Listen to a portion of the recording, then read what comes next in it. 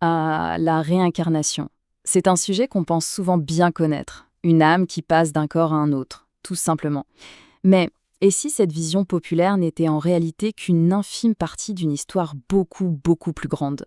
Une histoire d'évolution cosmique, rien que ça. Allez, on se lance dans une exploration qui pourrait bien changer notre regard sur tout ça.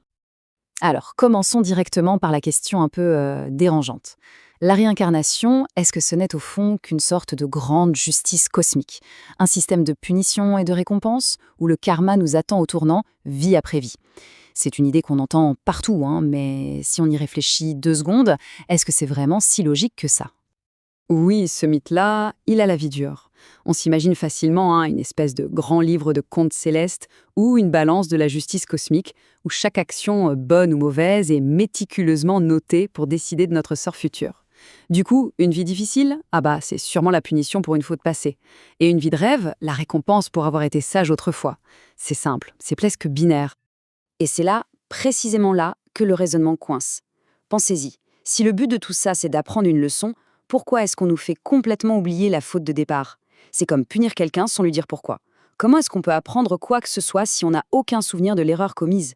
Franchement, ça ressemble plus à une injustice qu'à de la pédagogie. Alors, la vraie question c'est, et si cet oubli total, n'était pas un défaut du système, mais au contraire, une de ses caractéristiques les plus importantes? Ok, pour vraiment comprendre cette nouvelle perspective, il faut poser une distinction absolument fondamentale. C'est une idée centrale chez le philosophe Sri Aurobindo et elle change absolument tout. Il faut imaginer 2 choses bien distinctes. D'un côté, il y a notre être véritable, l'âme, et de l'autre, il y a son véhicule pour le voyage, un véhicule temporaire, notre personnalité. C'est vraiment la clé de voûte de tout l'édifice. Donc, pour que ce soit bien clair, l'âme, c'est le vrai nous, la partie permanente, immortelle, qui voyage à travers les âges et qui collecte non pas les souvenirs, mais l'essence pure des expériences. Et la personnalité alors? Eh bien, la personnalité que l'on croit être, nos goûts, notre caractère, nos petites manies, ce n'est en fait qu'un instrument. Un outil, si on veut, un costume taillé sur mesure pour les expériences spécifiques d'une seule vie. Et une fois la pièce jouée, hop, on met le costume de côté. Et c'est là qu'on arrive à cette idée qui peut paraître un peu folle au premier abord, cette fameuse amnésie entre les vies, ce n'est pas du tout une erreur de parcours. C'est au contraire une profonde sagesse cosmique. C'est un véritable avantage évolutif. Parce que, voyez-vous, le véritable but de la Renaissance, ce n'est pas du tout la correction morale, ce n'est pas un tribunal. Le but, c'est l'évolution. C'est de regarder constamment vers l'avant, pas de ressasser le passé pour le juger. Chaque nouvelle vie, c'est une page blanche, une toile vierge. C'est une nouvelle chance pour l'âme d'explorer une facette différente de l'existence, de développer de toutes nouvelles capacités. Sri Aurobindo le dit très bien avec cette citation, c'est une image puissante. Imaginez une seconde si on devait se trimballer le poids de toutes nos vies passées.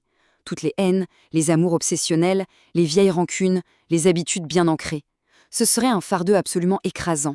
On serait enchaîné à ce passé, incapable de construire librement une nouvelle personnalité, de vivre une nouvelle expérience avec un regard neuf.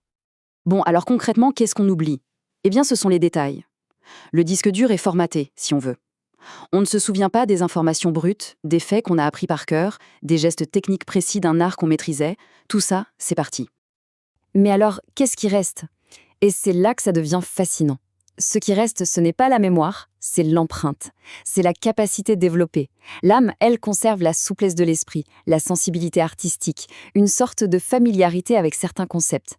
Et c'est ça qui explique, par exemple, pourquoi un enfant peut avoir des dons incroyables pour la musique ou les mathématiques, comme s'il savait déjà. En fait, il ne se souvient de rien, mais sa conscience a déjà fait le chemin. Elle a déjà développé cette compétence en profondeur. L'analogie de l'arbre, elle est juste parfaite pour ça. Un arbre ne se souvient pas de chaque rayon de soleil ou de chaque goutte de pluie. Il n'a pas de mémoire consciente de la météo d'hier. Pourtant, chaque élément a été assimilé, a contribué à sa croissance, à sa substance même. Eh bien, pour notre âme, c'est exactement pareil. Elle absorbe l'essence de nos expériences. C'est une assimilation qui se fait à un niveau bien plus profond que la mémoire et qui nous transforme de l'intérieur. Bon, maintenant qu'on a compris le pourquoi de l'oubli, passons à la partie la plus constructive. Si le but de tout ce voyage, c'est de grandir, qu'est-ce que l'âme cherche à construire concrètement au fil des vies? La réponse, selon Sri Aurobindo, c'est de bâtir ce qu'il nomme une personnalité opulente. Alors, attention au mot opulente. Ça n'a rien à voir avec la richesse matérielle. En fait, le mot vient du latin opus, qui veut dire le travail. Une personnalité opulente, c'est donc une personnalité qui est riche, riche de tout le travail accompli par l'âme au fil d'innombrables expériences. C'est une personnalité pleine à ras-bord de potentiel, une base de lancement en quelque sorte, prête pour le prochain grand saut de l'évolution. Et pour construire cette personnalité opulente, il y a 4 grands piliers, 4 fondations. D'abord, il faut une grande variété de formations, avoir exploré plein de rôles différents. Ensuite, une richesse d'expérience, avoir été en contact avec des cultures, des modes de vie très divers. Troisième pilier, développer des capacités essentielles, la connaissance, le courage, la force d'action. Et enfin, le plus subtil, intégrer toutes ces facettes, toutes ces personnalités voilées du passé pour enrichir celles d'aujourd'hui. Ok, tout ça, ça peut sembler un peu cosmique, un peu abstrait. Mais ce qu'il y a de plus incroyable dans tout ça, c'est que ces grands principes ne sont pas juste de la théorie. On peut les appliquer là, tout de suite, dans notre quotidien. Parce que la vraie leçon, au final, ce n'est pas de se demander si on était Cléopâtre ou un simple paysan dans une vie antérieure. Ça, c'est de l'anecdote. La vraie sagesse, c'est de comprendre que la vie actuelle, cette vie, est notre principal terrain de jeu. Que chaque instant, chaque jour, est une occasion de renaître, de faire table rase et de commencer quelque chose de neuf. Et comment on fait concrètement? Eh bien, par exemple, en choisissant de se focaliser sur l'essence de ce qu'une expérience nous a appris, plutôt que de ruminer les détails d'une vieille blessure ou d'un ancien succès. C'est décider d'aborder chaque matin comme une nouvelle personne, en laissant les rancœurs et les frustrations de la veille derrière soi. C'est un choix en fait. Le choix de regarder le monde avec des yeux neufs, avec la fraîcheur et l'ouverture d'un enfant. Et tout nous ramène à cette question finale, la seule qui compte vraiment. Si la réincarnation n'est pas une fatalité qui nous enchaîne au passé, mais une évolution constante vers l'avenir, et si cette nouvelle naissance peut avoir lieu à chaque instant, alors la question n'est plus du tout qui a-t-on été. La seule, l'unique question pertinente, c'est maintenant, là, tout de suite, que choisit-on de devenir ?